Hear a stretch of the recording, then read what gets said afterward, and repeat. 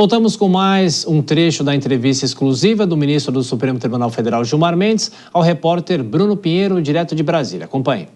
Em relação a essas emendas, ministro, do Congresso Nacional, ficaram suspensas pelo ministro Flávio Dino, teve agora uma flexibilização por parte do governo. O senhor acha que já tem um ponto de uma luz em relação às emendas ou é necessário uma discussão muito maior a se avançar? Eu acho que está se aproximando, o Congresso aprovou uma lei complementar para disciplinar aquilo que foi chamado um acordo com o Supremo Tribunal Federal. Acho que isso estará já devidamente regulado para 2025. Ainda temos escaramuças, acho que tem até ações aqui em relação a 2024, a liberação das emendas, mas acho que isso está sendo levado em bom tom, em diálogo, e há perguntas que são da política. Quanto deve ser o montante destinado às emendas parlamentares? Nós vimos o debate que envolve aí até o governo e essa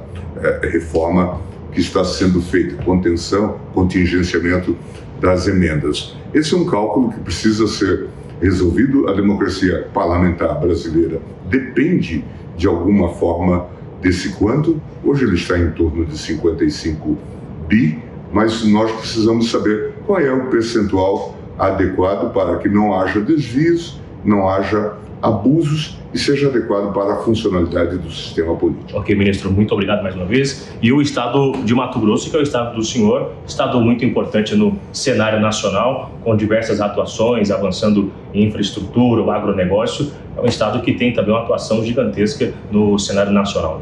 Essa é uma mudança significativa.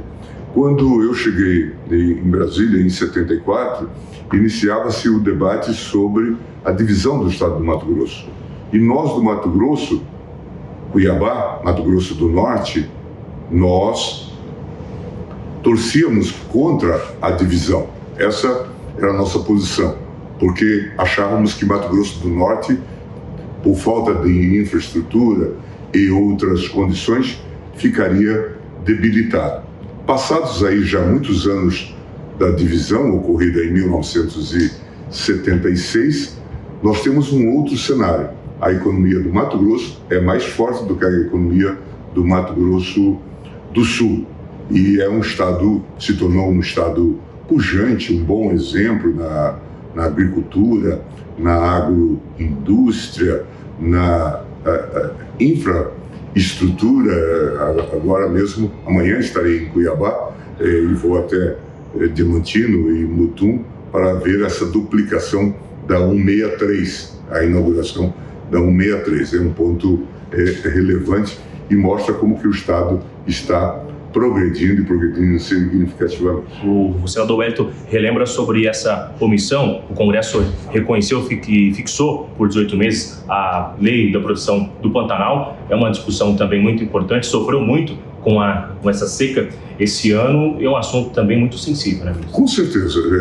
Há muitos temas, esses temas todos de proteção do meio ambiente são temas relevantes, e este ano, acho que já tínhamos tido no ano passado, problemas com seca no Pantanal, o que parece uma antinomia completa. Quando a gente imagina o Pantanal, nós imaginamos o Pantanal cheio de água e resulta que agora, e é um dado que a gente tem que sobre ele meditar, as mudanças climáticas têm levado a esse paroxismo, a esses paradoxos.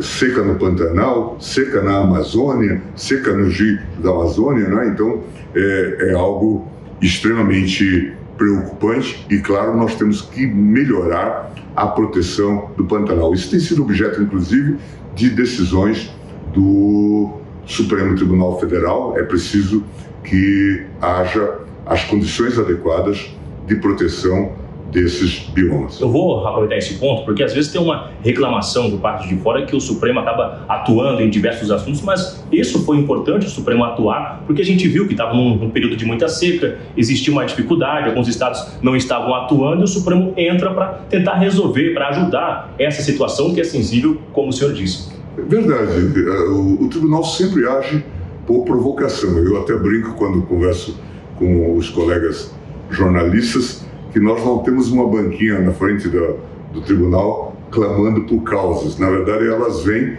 a partir de iniciativas dos parlamentares, da sociedade civil, do Ministério Público, que pedem alguma providência, muitas vezes em face de omissões até legislativas, e o tribunal tem dado essas respostas. Nós vimos que no governo anterior acabou por ocorrer um comprometimento de estruturas que estavam destinadas à proteção do meio ambiente.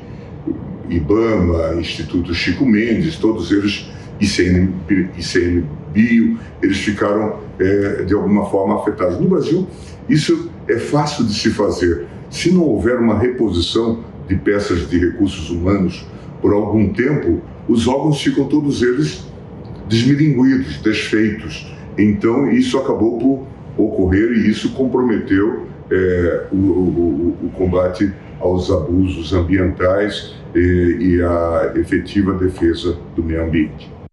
Bom, entrevista exclusiva à Jovem Pan, repórter Bruno Pinheiro de Brasília, nesse esforço de reportagem, trazendo a palavra do ministro do Supremo Tribunal Federal, Gilmar Mendes. Vou chamar os nossos comentaristas, Dora Kramer, Cristiano Vilela. Bom, foram 2 blocos, que nós acompanhamos, e alguns pontos. Ele falou sobre a regulação das sedes, as emendas parlamentares, que é um tema que a Dora tratou muito nesse ano aqui, e que nesse último trecho ele falou que o STF toma decisões quando efetivamente provocado. O que você destaca nessa conversa, Dora?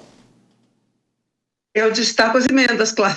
As emendas, claro, ele abordou vários assuntos, mas enfim, sempre muito cuidadoso, né? O ministro Gilmar Mendes, quando fala oficialmente, ele toma certos cuidados. Agora, na questão das emendas, ele foi além do cuidado, né? Ele imprimiu ali um otimismo que ele sabe perfeitamente que não se coaduna com a realidade, porque a questão das emendas está longe de ser resolvida. Agora, eu destacaria um dos grandes méritos do Supremo Tribunal Federal, nesse ano, exatamente ter tocado nesse ponto, exatamente ter colocado o dedo nessa ferida. Ok, o Congresso faz ali, resiste, o Executivo agora fez uma gambiarra, mas isso é uma coisa que está em aberto, porque o Congresso continua insistindo e o Supremo Tribunal Federal não me parece que vá dar guarida a isso, que vá afrouxar. E quando o ministro